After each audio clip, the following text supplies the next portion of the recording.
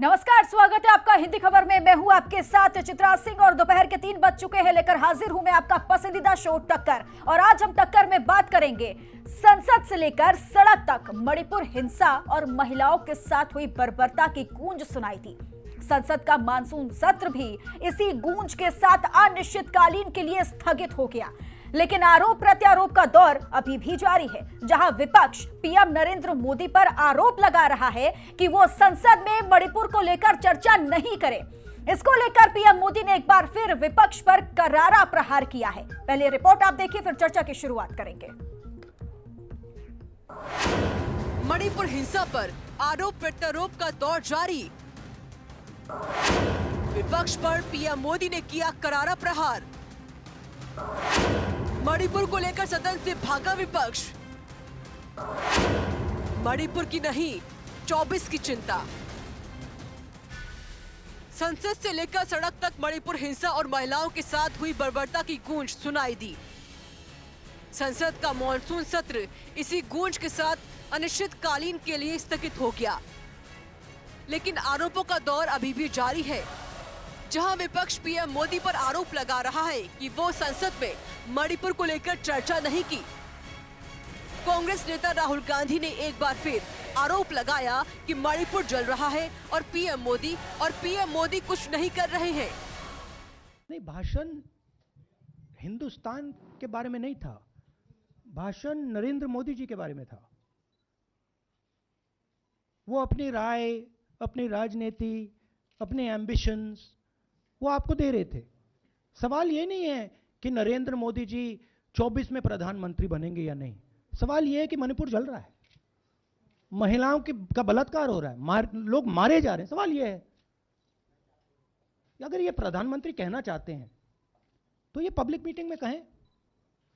मजाक बनाना चाहते हैं तो जब मणिपुर नहीं चल रहा है तो करें। बट प्रधानमंत्री को ये समझ आनी चाहिए, बात समझ आनी चाहिए कि पार्लियामेंट में जो चर्चा हो रही थी वो उनके बारे में नहीं थी, वो मणिपुर के बारे में थी। राहुल गांधी भले ही पीएम मोदी पर आरोप लगा रहे हैं, लेकिन पीएम ने लोकसभा के साथ अपने हर कार्यक्रम में मणिपुर की चर्चा की है। खुद गृह मंत्री अमित शाह पूरी घटना पर नजर गड़ाए हुए हैं। पीएम ने विपक्ष के उन तमाम आरोपों का जवाब देते हुए कहा, विपक्ष मणिपुर की घटना को लेकर सिर्फ सियासत कर रहा है, उसे मणिपुर की जनता से कुछ लेना देना नहीं है। विपक्ष सदन के अंदर चर्चा करना नहीं चाह रहा था। विपक्ष अविश्वास प्रस्ताव लेकर आया, फिर भी वोटिंग से भाग गए। साथियों, ये लोग सदन से भाग गए, ये पूरे देश ने देखा है। लेकिन ये बहुत ही दुखद है कि इन लोगों ने मणिपुर के लोगों के साथ इतना बड़ा विश्वासघात किया। सत्र प्रारंभ होने से पहले देश के गृह मंत्री उन्होंने इन राजनीतिक दलों से चिट्ठी लिख करके कहा था कि वो तत्काल मणिपुर की चर्चा करना चाहते हैं और अकेले मणिपुर पर विशद चर्चा हो जरूरी है। इतने संवेदनशील विषय पर पक्ष विपक्ष में विस्तार से बात होती तो जरूर मणिपुर के लोगों को भी मरहम लगता और समस्या के समाधान के लिए नए नए कुछ रास्ते भी निकल आते। लेकिन ये लोग मणिपुर पर चर्चा नहीं चाहते थे। उनको मालूम था कि मणिपुर का सच सबसे ज्यादा उनको चुभने वाला है। उनको मणिपुर के नागरिकों की उनके दुख दर्द की पीड़ा नहीं थी, परवाह भी नहीं थी। उनके लिए उनकी राजनीति, देश से बड़ा दल, वो नहीं चाहते थे मणिपुर। और इसलिए क्या किया, मणिपुर की चर्चा तो टाल दी, अविश्वास प्रस्ताव ला करके राजनीतिक बहस को ही उन्होंने प्राथमिकता दी। मणिपुर हिंसा को लगभग 3 महीने से ज्यादा का समय हो गया है। बीच बीच में हिंसा जैसी छिटपुट घटनाएं सामने निकलकर आ रही हैं। लेकिन मणिपुर को लेकर विपक्ष की नजर में सरकार गंभीर नहीं है, जबकि केंद्र सरकार ने सुरक्षा के पुख्ता इंतजाम किए हैं। लिहाजा 2024 की लड़ाई को लेकर आरोपों के तीर एक दूसरे पर छोड़े जा रहे हैं। जबकि बीजेपी का दावा है कि पीएम मोदी इस लड़ाई से हटकर मणिपुर में शांति बहाली के लिए हर संभव कदम उठा रहे हैं। ब्यूरो रिपोर्ट, हिंदी खबर।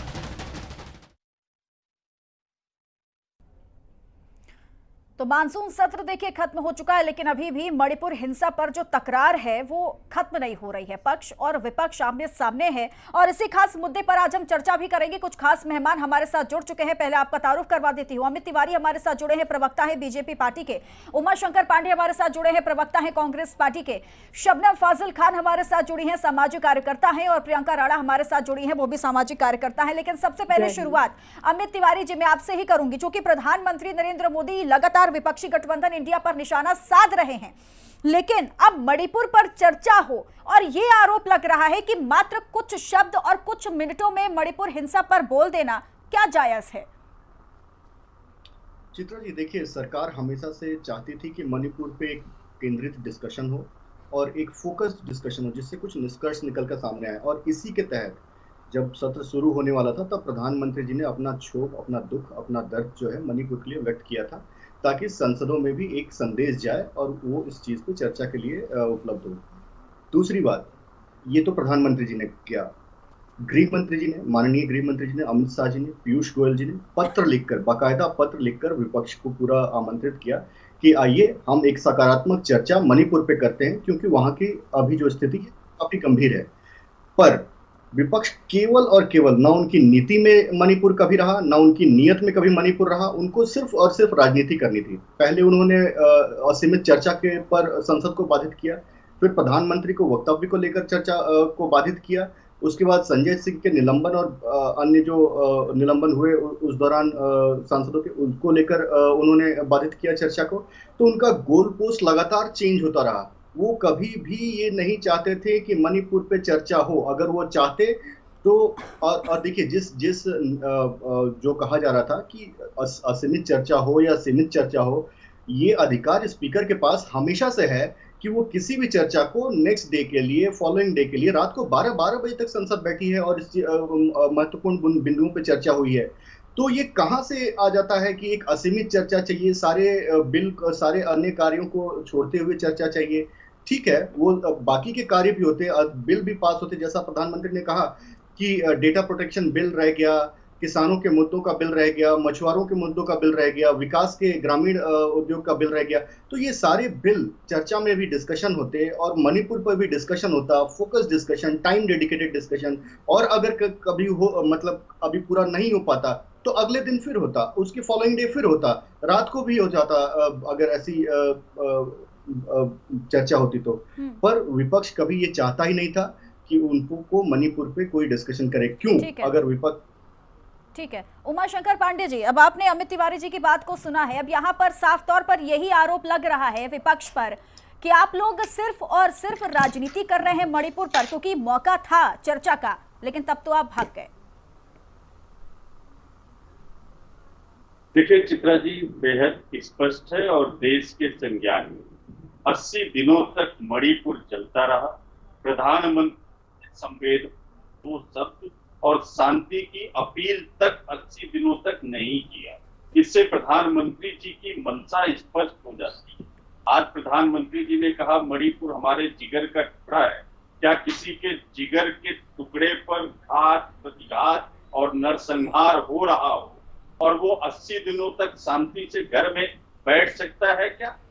जब वीडियो वायरल हुआ, जब माननीय सुप्रीम कोर्ट ने संज्ञान लिया और स्पष्ट रूप से माननीय सुप्रीम कोर्ट का निर्देश आया केंद्र को कि अगर आप कार्रवाई नहीं करेंगे तो मुझे कार्रवाई करना पड़ेगा, तब 80 दिन के नरसंहार और महिलाओं पर इतने व्यापक रूप से हुए अत्याचार के वीडियो वायरल होने के बाद महज 36 सेकंड में प्रधानमंत्री जी ने मणिपुर पर अपनी जिम्मेदारी समाप्त कर ली और उसमें राजनीति कि छत्तीसगढ़ और राजस्थान भी जोड़ दिया। क्या ये एक देश के प्रधानमंत्री को, जिसको देश की जनता ने छत्तीसगढ़ और राजस्थान हमारे देश का हिस्सा नहीं है क्या? दूसरी बार प्रधानमंत्री छत्तीसगढ़ और राजस्थान हमारे देश का हिस्सा नहीं है? बिहार हमारे देश का हिस्सा नहीं है? बंगाल हमारे देश का हिस्सा नहीं है? बोलने का मौका हम क्या चाहते थे? विपक्ष क्या चाहता था? विपक्ष चाहता था कि मणिपुर पर विस्तृत चर्चा हो, और प्रधानमंत्री जी और भारतीय जनता पार्टी क्या चाहती थी कि 2 घंटे में सारी चर्चा समाप्त हो जाए। उस 2 घंटे में 45 मिनट विपक्ष को मिलते, बाकी समय वो बोलते। इसमें कौन सी चर्चा होती?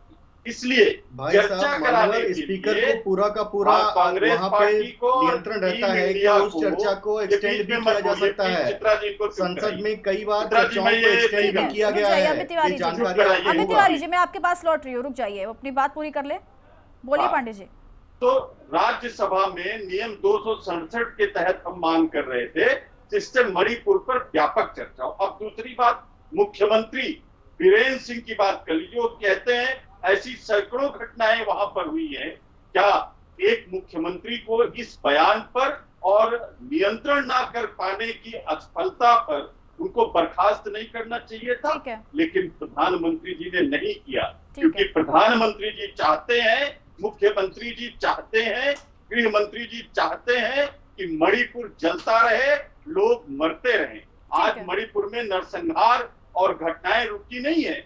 स्थिति क्या है कि मैते और कुकी नागा के ठीक है, ये चीज मैं मानती हूँ आपकी उमाशंकर पांडे जी कि मणिपुर पर स्थिति जो है, मणिपुर की स्थिति जो है वो आज सामान्य भले ना हुई हो, जो स्थिति थी वो सामान्य भले ना हुई हो, लेकिन अब अगर चर्चा की बात थी तो चर्चा होनी चाहिए थी, और क्यों नहीं हुई, इन सवालों के जवाब नहीं मिल पा रहे। चले मैं अमित तिवारी जी, उमाशंकर पांडे जी ने जो बोला, भाजपा चाहती नहीं थी कि ठीक है सर, मैं लौट रही हूँ आपके पास, मैं लौटूंगी आपके पास, लेकिन उससे पहले अमित तिवारी जी वो सीधा का सीधा ठीकरा आप पर ही फोड़ रहे हैं कि आप लोग चाहते ही नहीं थे कि मणिपुर पर चर्चा हो। तो आप बताइए, एन बीरेन्द्र सिंह मुख्यमंत्री पर भी सवाल उठ रहा है कि मुख्यमंत्री पर इतना ज्यादा आप लोगों को विश्वास क्यों है, इतना क्यों बचाया जा रहा है मुख्यमंत्री को?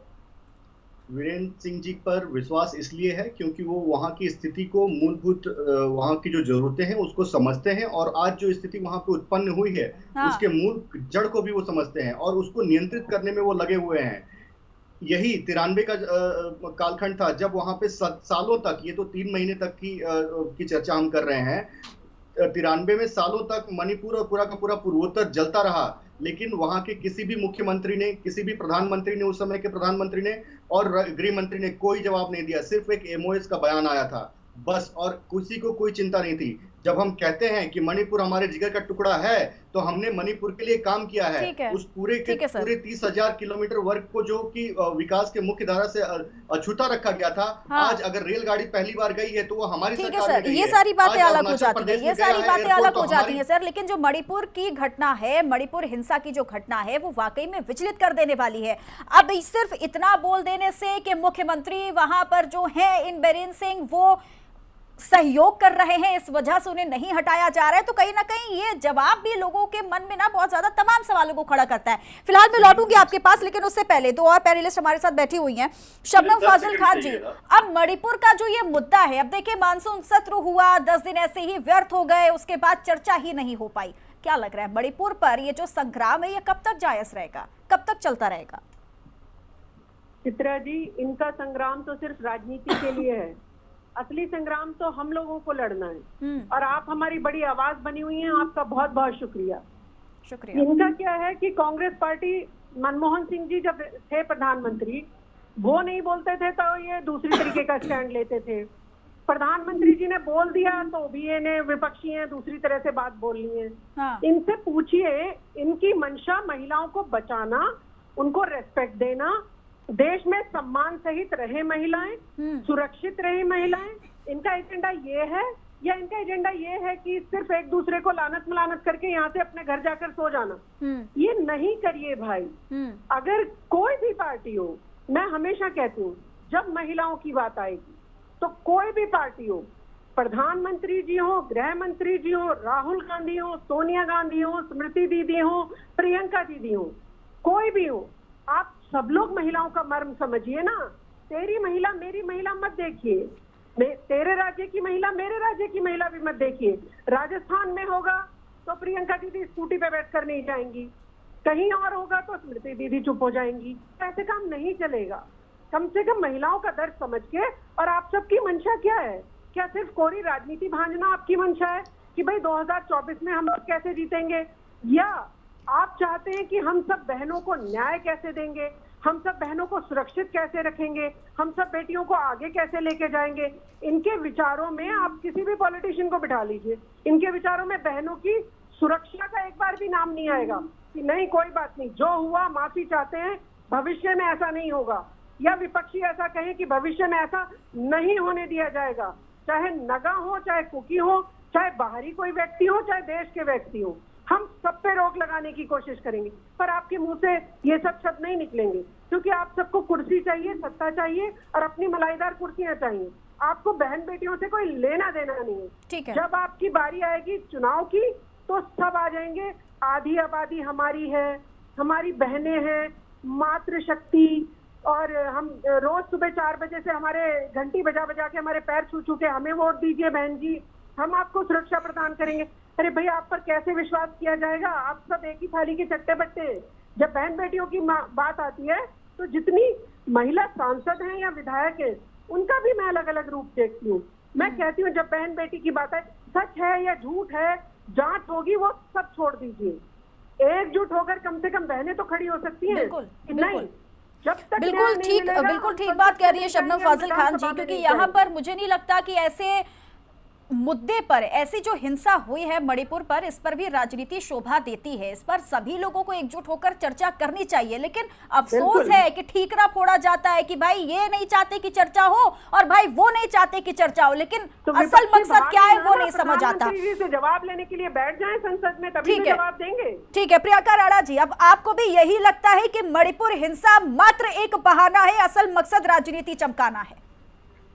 देखिए चित्रा जी, राजनीति मुझे लगता है कि ऐसे मुद्दे पर नहीं होनी चाहिए, लेकिन दुर्भाग्य इस बात का है कि राजनीति के बिना काम भी नहीं होता है। अगर आप विपक्ष की बात करें तो विपक्ष एक मजबूत स्तंभ है लोकतंत्र में। किसी भी मजलूम की आवाज बनने का, किसी भी प्रदेश के अंदर अगर कुछ भी गलत हो रहा है तो विपक्ष ही है जो आवाज उठाता है। अगर आप और मैं अलग अलग करके आवाज उठाएंगे तो हमारी आवाज कोई सुनता भी नहीं है। ये भी सत्य है इस देश का। अभी शबनम बहन ने बहुत अच्छी बात बोली कि राजनीति नहीं होनी चाहिए। हर एक पार्टी की जो महिलाएं जो सांसद बनती हैं वो कभी भी जिम्मेदारी से काम नहीं करती। अभी स्मृति ईरानी की बात हुई तो अभी उन्होंने पार्लियामेंट के अंदर बहुत बड़ी बड़ी बातें करी। पहले भी प्रधानमंत्री जब राहुल गांधी जी की सरकार थी, यानी कांग्रेस की सरकार थी, तब सारा ठीकरा कांग्रेस पे फोड़ा गया। लेकिन अभी भी 2 घंटे के भाषण में भी आज भी वही सिचुएशन है। आज भी मणिपुर की स्थिति जो भी है उसका जो असली गुनाहगार है वो कांग्रेस ही है। इतने टाइम के अंदर बीजेपी क्या करा, उसने क्या डैमेज कंट्रोल किया, वो अभी तक भी नहीं पता चला है।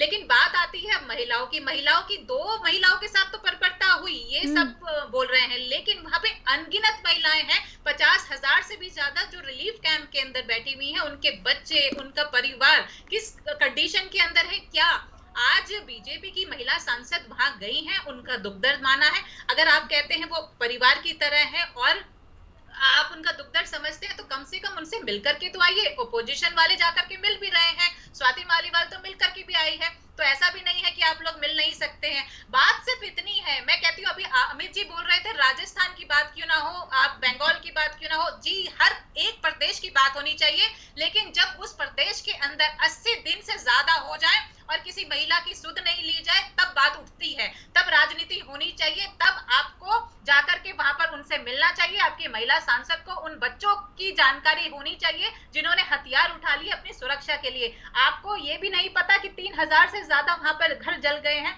आपका LIU इंटेलिजेंस क्या कर रहा था? जब ये वीडियो वायरल हो जाता है तब आप लोग जागते हैं, आप कहते हैं आप चर्चा करने वाले हैं। अमित शाह जी कहते हैं कलावती की बात करते हैं, कलावती झारखंड की बात करते हैं, लेकिन वो महाराष्ट्र की निकलती है। उनको ये भी नहीं पता कि वो महाराष्ट्र की महिला है और उन्होंने क्लियरली बोला कि उनकी जो मदद है वो राहुल गांधी ने की है। तो अपोजिशन भी कभी जो अच्छा काम करता है तो वो रूलिंग पार्टी को उसकी भी तारीफ करनी चाहिए। हमेशा राजनीति सिर्फ ये कहना कि ओपोजिशन जो है वो सिर्फ राजनीति करती है, कुर्सी हथियाने के लिए करती है।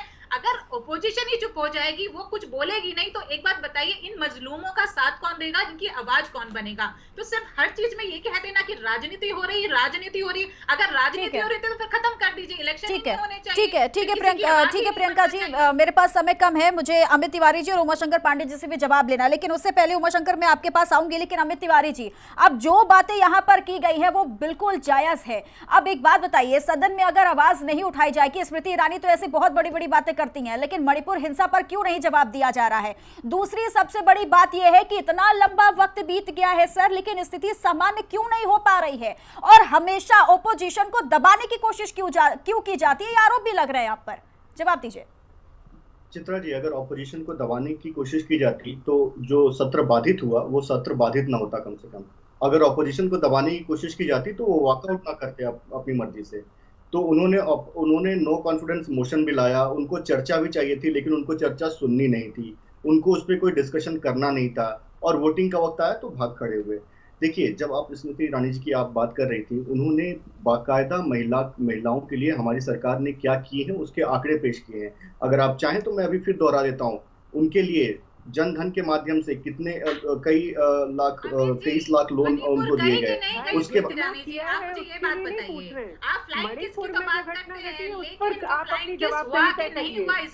उस पर भी हमारी जवाबदेही। देखिए अमित तिवारी जी, ये जो आग लगी है ना मणिपुर हिंसा की, ठीक है, रुक जाइएगा प्रियंका जी और शबनम जी, एक मिनट रुक जाइएगा। अमित तिवारी जी, आप समझिएगा ये कितना संवेदनशील मुद्दा है, क्योंकि मणिपुर हिंसा की जो आग लगी है ना, और तमाम लोगों के मन में जो सवाल है, मुझे नहीं लगता कि अभी तक उन्हें उनके जवाब मिल भी गए होंगे। फिलहाल उमाशंकर पांडे जी, अब एक अच्छा मौका था ऑपोजिशन विपक्षी गठबंधन के पास, लेकिन आप लोगों ने वो भी गवा दिया। जब प्रधानमंत्री नरेंद्र मोदी मणिपुर बोलना शुरू करते हैं, आप लोग सदन से वॉकआउट कर जाते हैं। आप वहां पर रहते, बात सुनते, सारी बातें हो रही थी, लेकिन मणिपुर का जब जिक्र हुआ तो बाहर क्यों चले जाना? देखिए चित्रा जी, पहले मैं आप ही का जवाब दे देता। प्रधानमंत्री जी ने 2 घंटे 12 मिनट का भाषण किया, लेकिन शुरुआत के 1 घंटे 35 मिनट तक विपक्ष वहां पर उपस्थित रहा, लेकिन प्रधानमंत्री जी ने इन 1.5 घंटों में मणिपुर का मां तक नहीं बोला। और जहां इतने संवेदनशील मुद्दे पर चर्चा हो रही थी, जहां पर ये चर्चा हो रही थी, ये क्या तरीका है भाई? ये क्या तरीका है? रुक जाइएगा, मेरे पास समय कम है, मैं उनकी बात सुन लूंगा, उनकी बात सुन लूंगी। मेरा सब रिक्वेस्ट है आपसे, अमित तिवारी जी, मेरी रिक्वेस्ट है आपसे, प्लीज प्लीज। नहीं, ये गलत बात, ये तरीका ठीक नहीं है। बोले पांडे जी। मणिपुर पर चर्चा किया। अमित तिवारी जी, मैंने आपकी बात सुनी ना, आपको भी वक्त दिया, अब उनका वक्त है, उन्हें बोल लेने दीजिए। बोलिए उमाशंकर। प्रधानमंत्री जी ने मणिपुर का मां नहीं बोला, मजबूरन विपक्ष को बहिर्गमन करना पड़ा। हंसी ठिठोले चलते रहे इतने संवेदनशील मुद्दे पर। महिलाओं को नंगा करके टहलाया जा रहा है, बलात्कार और दुष्कर्म सामूहिक गैंगरेप हो रहा है मणिपुर में, और प्रधानमंत्री जी और उनके सारे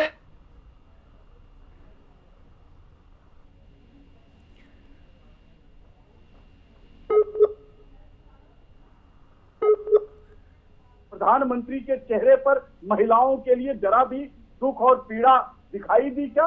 सारे सांसद मोदी के नारे लगे, मोदी के नारे लगे। ये संवेदनशीलता है प्रधानमंत्री इसलिए। ठीक है सर, समय मुझे की इजाजत देता है। आप सभी का बहुत बहुत शुक्रिया इस खास चर्चा में जुड़ने के लिए। लेकिन मानसून सत्र शुरू हुआ, खत्म हो गया, मणिपुर हिंसा पर कोई विचार विमर्श नहीं हो पाया। अफसोस है कि मणिपुर अभी भी हिंसा से जल रहा है, लेकिन इसका नतीजा क्या होगा और कैसे स्थिति सामान्य होगी, ये सवाल हम सभी के मन में बना हुआ है। फिलहाल टक्कर में आज के लिए बस इतना ही, दीजिए इजाजत, नमस्कार।